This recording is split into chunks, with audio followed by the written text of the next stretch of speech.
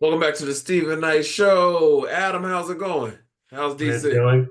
DC is great. The weather is finally cooperating. Yes. It's the sun is out. Everything's going good. How are you guys doing? Can't complain. Can't complain. I'm excited. I'm going to New Orleans this weekend. And so be good to go and get some of that good food. Adam, how's Abby? I never get to ask you about Abby, but how's she doing?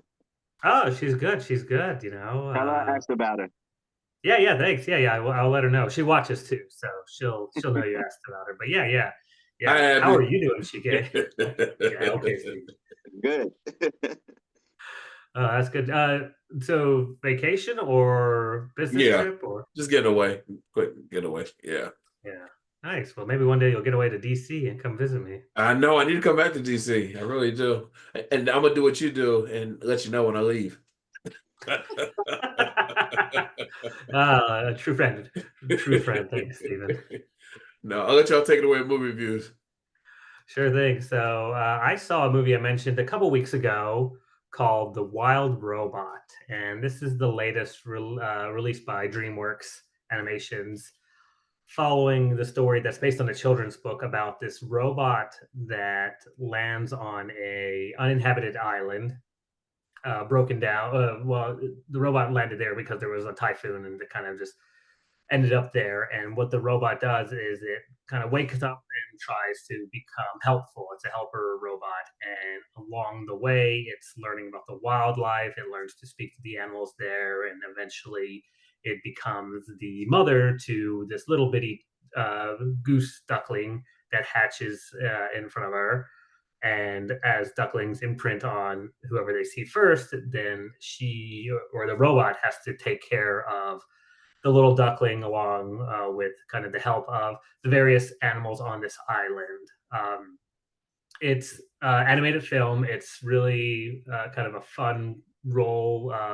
Lupita Nyong'o plays the robot. Pedro Pascal plays the fox that kind of helps along the way. You have a lot of other celebrity voices: Catherine O'Hare, Bill Nighy, Mark Hamill, Matt Berry, Ving Rhames, things like that. So it's a good film. So we don't. I think the last real big children's film that came out was Inside Out 2. It rocked the box office. It sat there forever on the top. And this is the second week of The Wild Robot, and it's number 2 at the box office. And I don't see it stopping. It's really a good story. There's funny moments. There's very sad, heartfelt moments. There's some action-packed scenes.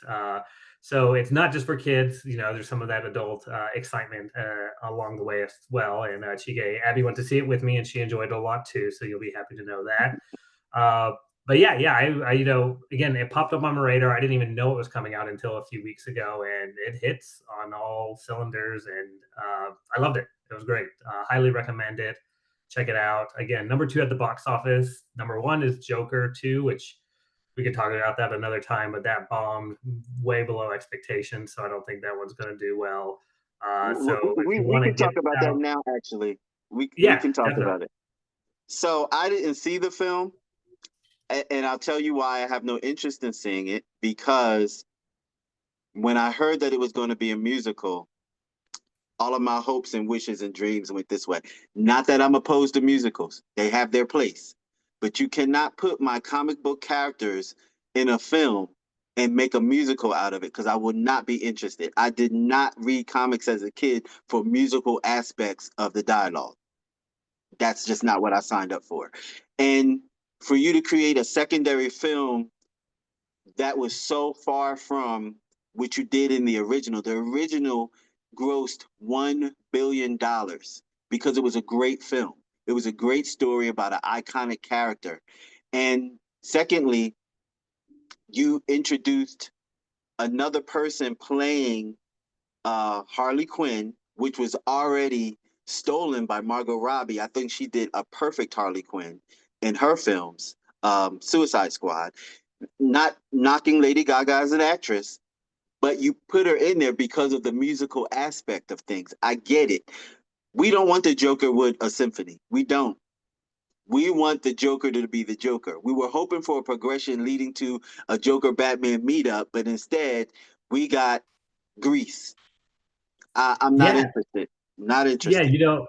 that's a good point, and I didn't even know it was a musical until maybe a couple weeks ago, and that was intentional, as they did with Mean Girls, as they did with Wonka. Studios know people don't like to watch musicals. They don't show up for musicals, and so they don't promote them as musicals. And then when you show up to the movie and you learn it's a musical, you're gonna feel cheated. And this movie didn't need to be a musical. I don't know what the direction they were trying to go with this, but you're right.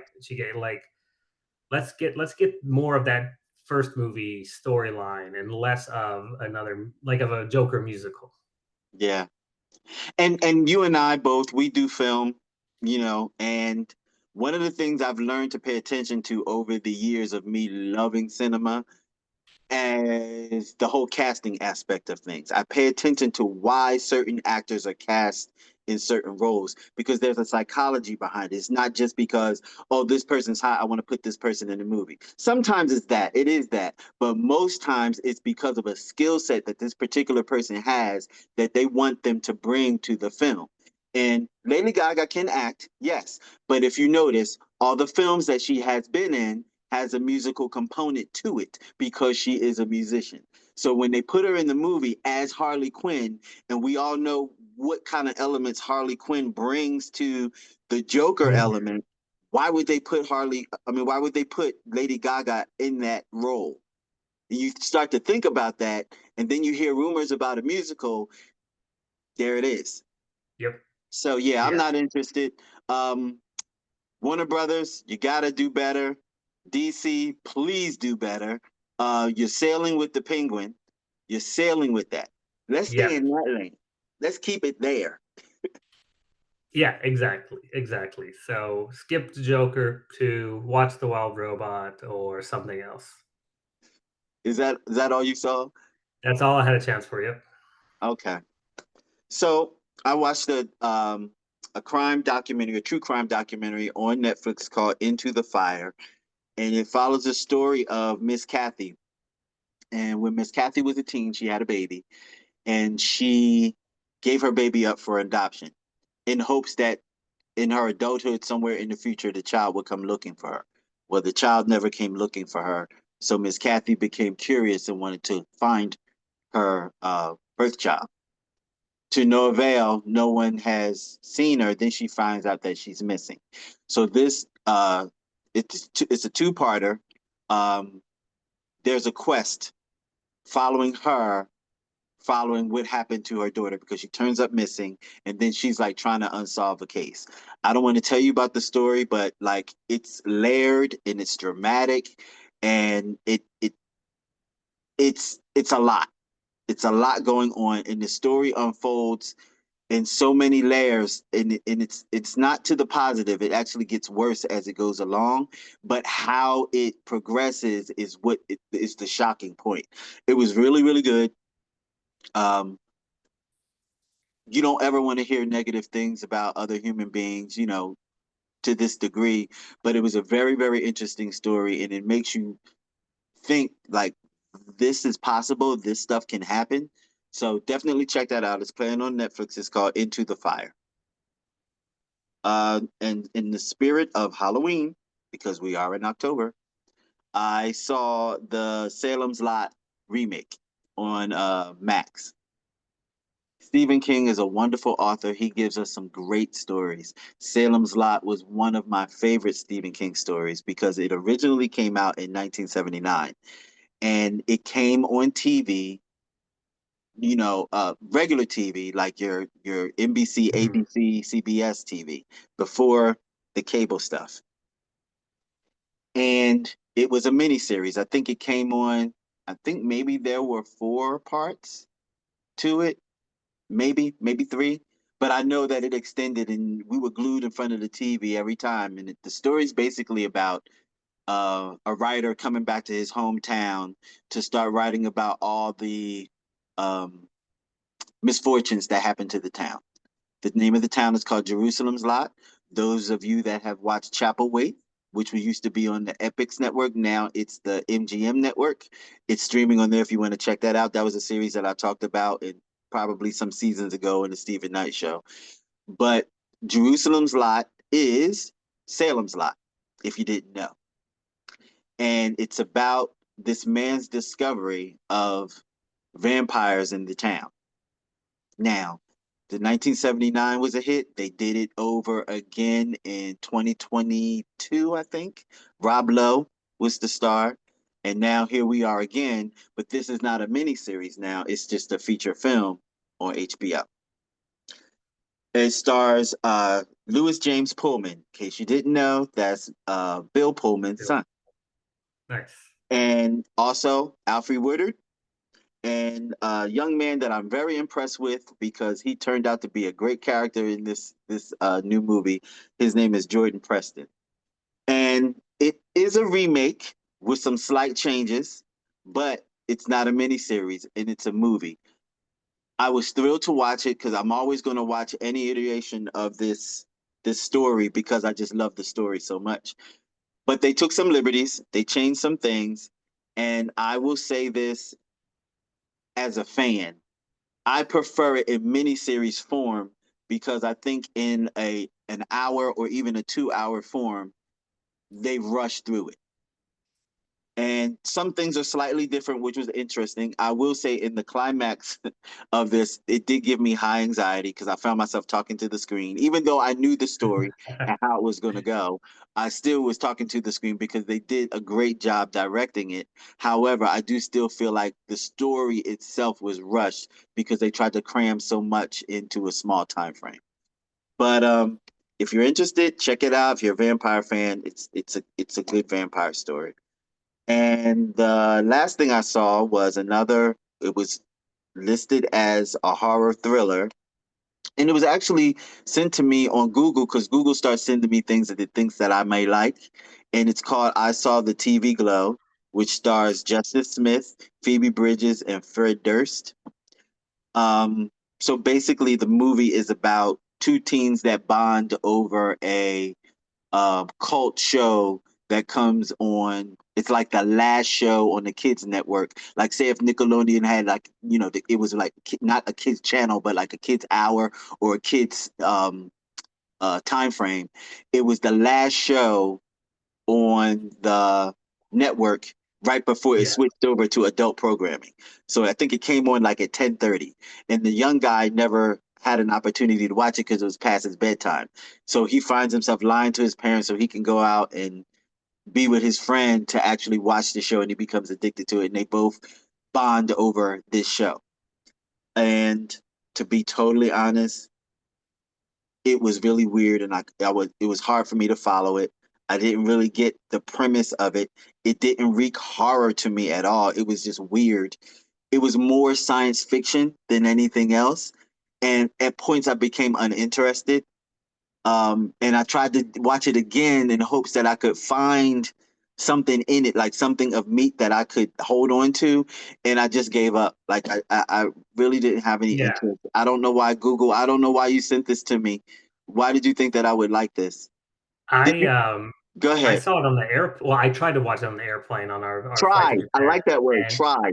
I got maybe halfway through, or maybe like a third of the way through, and I just lost interest. It was so boring. It's A24, but some of those A24s are misses, and this was one of them. When I saw A24 pop up in the beginning, like they normally do in the beginning of their films, I was like, yes, this is going to be good. Them and Neon, you see that, you be like, yes, this is going to be good. Yeah. This was rough. And another thing, and we talked about casting decisions. So I like Justin Smith. I love Detective Pikachu, Dungeons and Dragons. He trying to pass as a ninth grader. I was like, you would look way too old to try to be a ninth grader in this movie. And it is rough. That was part of the reason it was rough to watch. I was like, you're not convincing me that you're a ninth grader, 14, 15 years old. You got shaved stubble, like everything. It's just like wrinkles, and it was.